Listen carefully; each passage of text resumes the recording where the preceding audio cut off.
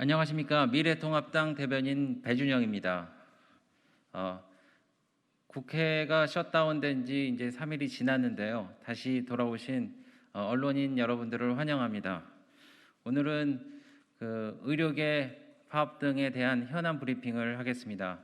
먼저 어제 당선된 이낙연 더불어민주당 대표께 진심으로 축하 인사를 전해드립니다.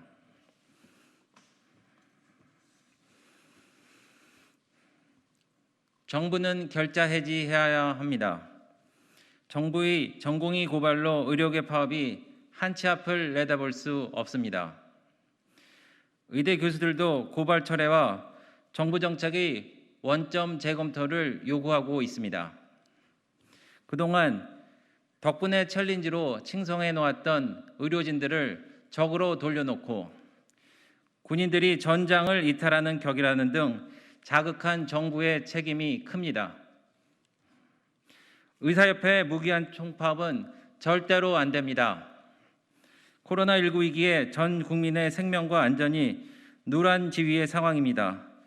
무슨 이유든지 정당화될 수 없습니다.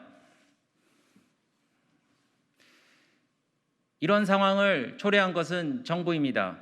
정부는 결자 해지해야 합니다.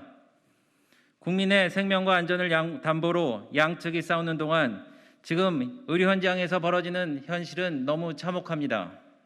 정부는 내 탓이오, 내 탓이오, 내 탓이오라고만 외치고 있습니다. 그런데 냉정히 따져보면 정부는 지난 2월부터 최근까지 매달 빠짐없이 방역에 역행하는 행위를 해왔습니다. 대통령께서는 2월 13일 코로나19는 머지않아 종식될 것이라고 하셨습니다. 마스크 전면 수출 정단은 3월 초에야 시행됐고 4월 23일에는 감염병 전담병원 일부를 지정 해제했습니다. 5월 27일에는 해양수산부에서 전국 267개 해수욕장 개장을 발표했습니다. 6월 1일에는 소비 쿠폰 지급 계획을 확정했습니다. 7월 24일부터 교회 소모임 금지를 해제했고 8월 17일은 임시 공휴일로 지정했습니다. 지금 이 시간에도 716억의 추경으로 발행된 각종 숙박 쿠폰으로 전국 각지에서 많은 사람들이 여행을 다니고 있습니다.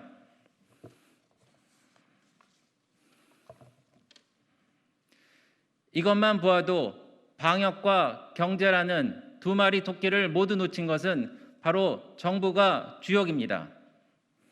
정은경 본부장 홀로 외로이 방역에 투신했다는 것입니까? 이런 가운데 2.5단계입니다.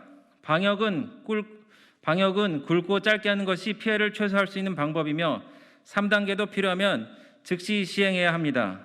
그런데 대책 없는 선언에 갑작스러운 생계의 곤란을 겪는 소상공인들은 망연자실하고 있습니다.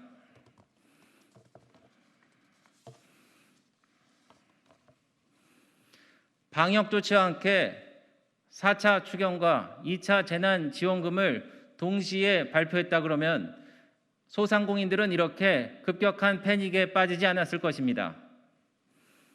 국민의 눈높이에서 방역을 하여 주십시오.